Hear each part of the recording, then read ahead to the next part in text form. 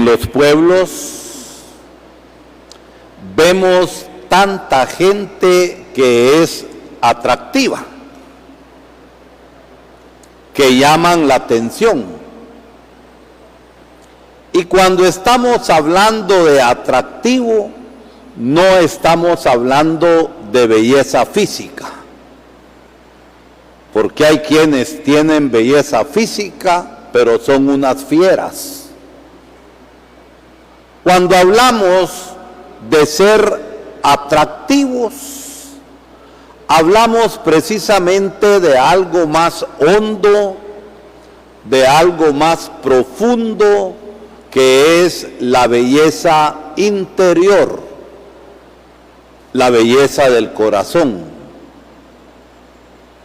Y hay gente que son tremendamente bellas en su corazón, tremendamente bellas porque son honestos, tremendamente bellas porque son justos,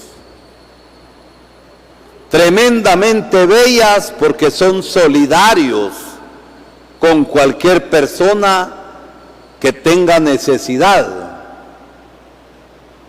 tremendamente bellas porque luchan por las causas justas, tremendamente bellas porque son la imagen más parecida a Dios. Lo que más nos asemeja a Dios, y no olvidemos que ustedes y yo hemos sido creados a la imagen y semejanza de Dios. Lo que más nos asemeja a Dios y nos hace bellos y bellas es el amor. ¿Por qué?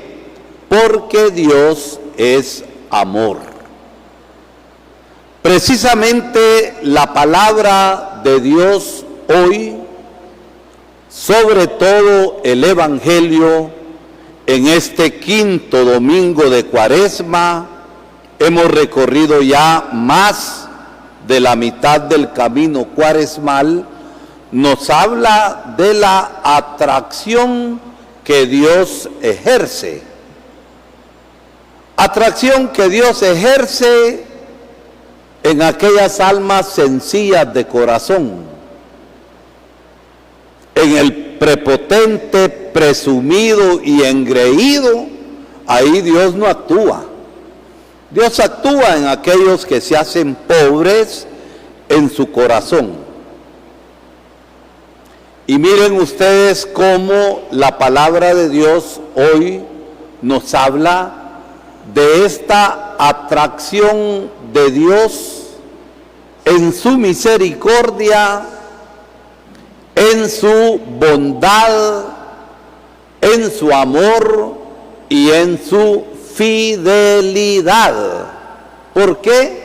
Porque Dios es coherente. Dios actúa como la siente, y Dios la siente y actúa según su amor.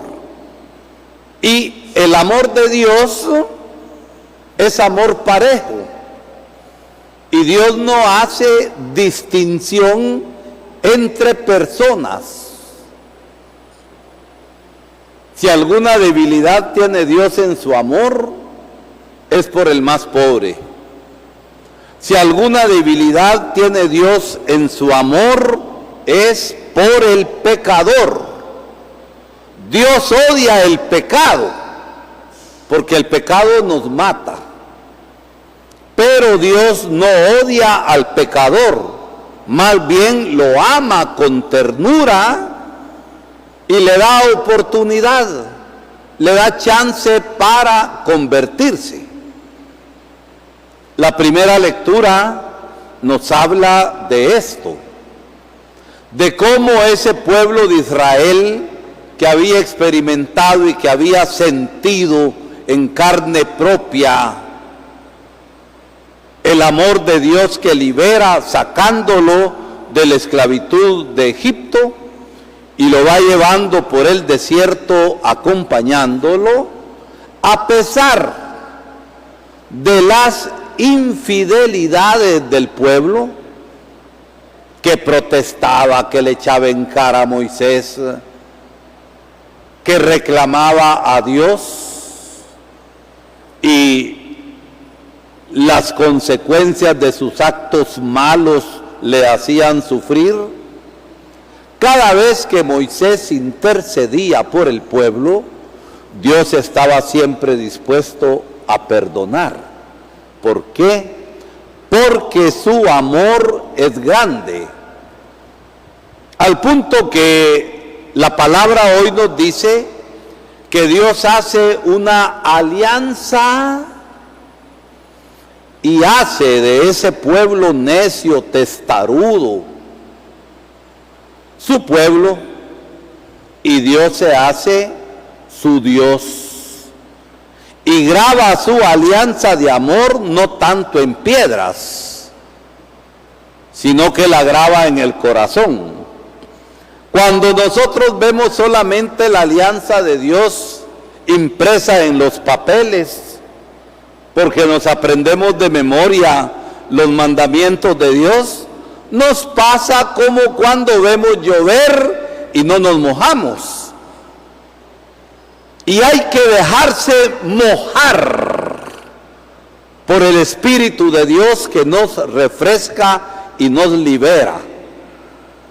Y así Dios dio oportunidad al pueblo para seguir caminando y llegar finalmente a la tierra prometida. ¿Por qué?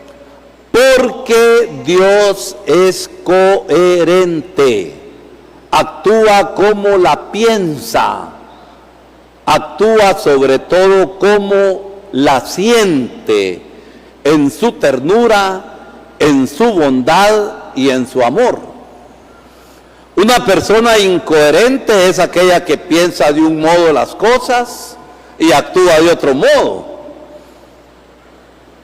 Y nosotros que somos cristianos hemos de ser coherentes con la fe, porque si no nos pasa como cuando nos vemos en un espejo, dice Santiago. Qué bonito soy yo.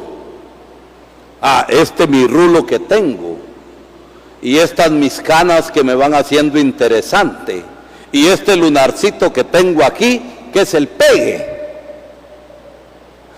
Damos la media vuelta del espejo y ya no nos acordamos cómo somos. Y a veces la palabra de Dios se nos resbala en el corazón porque lo tenemos duro y nos echamos vaselina y todo se nos resbala y todo nos vale. Y eso es no ser cristiano, eso es ser incoherente. Miren, tanta gente que tiene a Dios en su boca como que si fuera chicle barato, y para todo meten a Dios y sin embargo actúan distinto al querer de Dios. Miren ustedes algunas de nuestras autoridades que todavía son el fruto del pacto de corruptos, mencionan a Dios a cada rato, pero su modo de obrar es totalmente distinto. Y entonces se aplica aquello que dice Jesús: no es aquel que me dice Señor, Señor el que va a entrar al reino, sino aquel que haga la voluntad de mi Padre. Y eso hizo Jesús. Hoy en el Evangelio vemos que algunos griegos de nacimiento, pero que eran judíos de origen, habían oído hablar de Jesús, que era una persona íntegra, que era una persona recta, que era una persona coherente, y muchos decían que era el Hijo de Dios. ¿Qué hacen? Van al templo a adorar a Dios, pero preguntan: ¿a dónde está el Señor? se acercan a Felipe, uno de los apóstoles que era de origen griego. Y Felipe los lleva con Andrés, otro de los apóstoles. Andrés y Felipe lo llevan ante el Señor. Y el Señor dice, sí, soy yo, aquí está el mero mero. Así dijo el Señor. Empieza a hablarles el Señor que el que quiera ser primero, que se haga el último. El que se ama a sí mismo se pierde. Y que es necesario aborrecerse a uno mismo. ¿Y qué significa todo esto en la vida práctica? Se trata de despojarnos, y esto es la conversión, de todo aquello que nos esclaviza.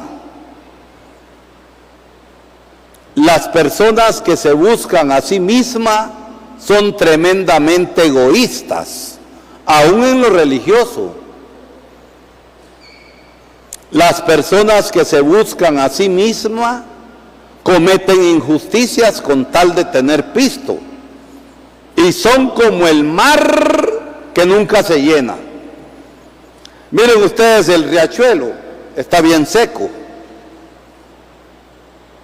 pero el riachuelo cuando crece se pone bravo.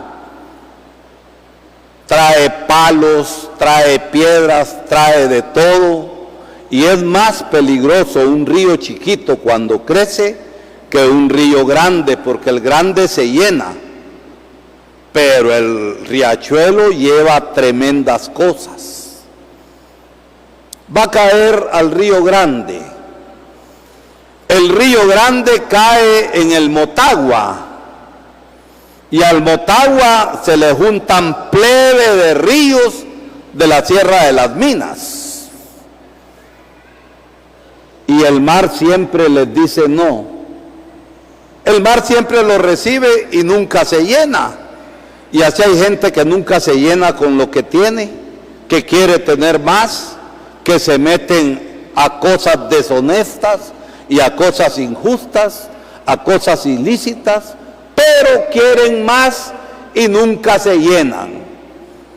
Y eso lleva a la perdición.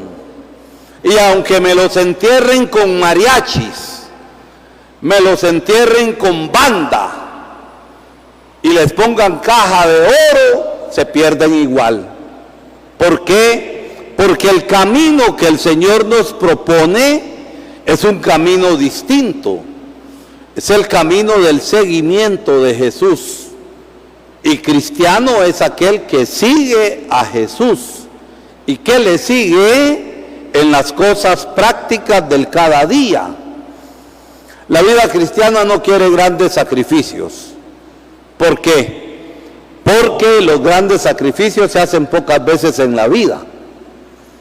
La vida cristiana quiere los pequeños sacrificios de cada día que nos hacen perseverar en el bien y en el amor. Y por eso Jesús termina diciendo, en la coherencia suya, que Él, como dice San Pablo, es Dios. Pero en los Filipenses nos dice que no consideró su condición de Dios, sino que se abajó, se hizo nada para que nosotros fuéramos. Y si el grano de trigo, nos dice hoy en el Evangelio, no muere, queda infecundo. Cuando comemos un elote asado o comemos una mazorca cocida, ¿se han puesto a pensar que el fruto de todo eso que estamos comiendo simplemente fue un granito de maíz que cayó en la tierra? Con la humedad se pudrió y al podrirse se partió y sale vida nueva, sale la milpita. Así es Jesús. Si el grano de trigo caído en tierra no muere, queda infecundo. Y si en este camino de Cuaresma, hablando de la conversión, no morimos a nosotros mismos en nuestros pecados. Cada uno sabe qué pecados tiene, no nos hagamos los chiquitos. Pero cuando estamos dispuestos a convertirnos y a cambiar, entonces Dios obra la vida nueva. Y precisamente vamos caminando hacia la Pascua. Y que la Pascua nos encuentre despojados del hombre viejo y de la mujer vieja. ¿Y quién es el hombre viejo y la mujer vieja? ¿Será la que tiene 90 años? ¿O quién es el hombre viejo y la mujer vieja? A ver, Victoria, ¿quién será el hombre viejo? ¿El de 90 años? ¿O aquel que está lleno de pecado y de maldad? El que está lleno de pecado y de maldad. Y nosotros podemos ser esos hombres viejos y mujeres viejas. Y es necesario dejar la vestidura de pecado y revestirnos de Cristo para poder vivir la Pascua del Señor como criaturas nuevas. Que la palabra nos ilumine en este caminar cuaresmal y sobre todo que la Eucaristía, el cuerpo, la sangre, el alma, la divinidad y la gloria de Jesucristo nos fortalezca en este caminar cuaresmal hacia la Pascua.